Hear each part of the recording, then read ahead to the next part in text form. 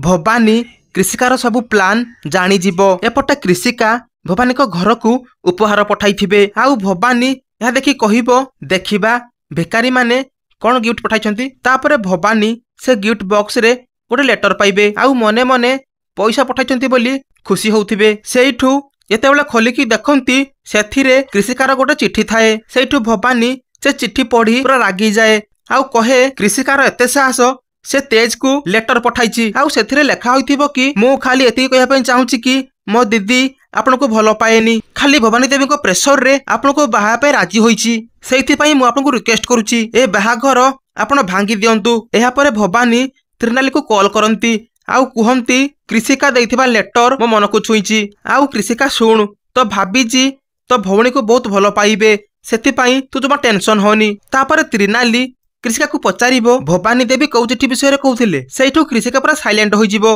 दर्शक बंधु कृषिका कोन त्रिनाली को सब सत कहि देबो कि जदी हो ताले हमको कमेंट करंतु।